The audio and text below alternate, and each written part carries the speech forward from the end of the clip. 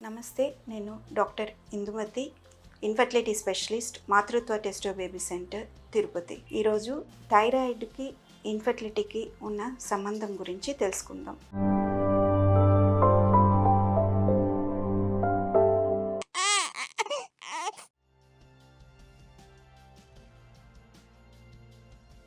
చాలామందికి అపోహ ఏమంటే థైరాయిడ్ ఉన్న ఆడవాళ్ళకి పిల్లలు పుట్టరు అనే అపోహలో ఉంటారు. థైరాయిడ్ అనేది ఒక endocrine gland, butterflies shaped gland neck పార్ట్లో ఉంటుంది.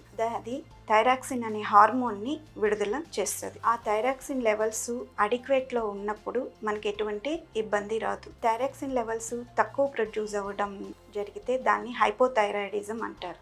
ఒకవేళ థైరాక్సిన్ లెవెల్స్ ఎక్కువ ప్రొడ్యూస్ అవ్వడం అనేది జరిగితే దాన్ని హైపర్ థైరాయిడిజం అంటాం.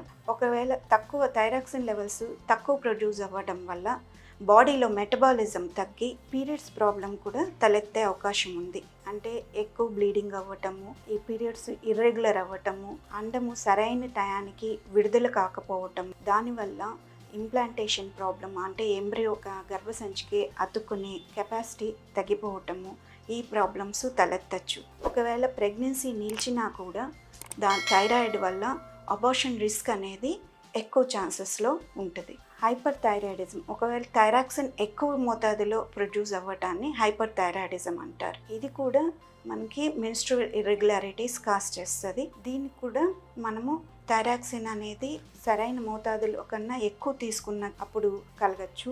దీన్ని మనము ఇప్పుడు హైపోథైరాయిడిజంలో థైరాక్సిన్ని సరైన లెవెల్లో తీసుకొని థైరాయిడ్ని కంట్రోల్ చేయగలిగితే ప్రెగ్నెన్సీ నిలిచే అవకాశాలు ఎక్కువ ఉంటుంది. అలాగే థైరాయిడ్ని కంట్రోల్ పెట్టుకొని తర్వాత ప్రెగ్నెన్సీ ప్లాన్ చేస్తే అబార్షన్ రిస్క్ కానీ తగ్గించవచ్చు.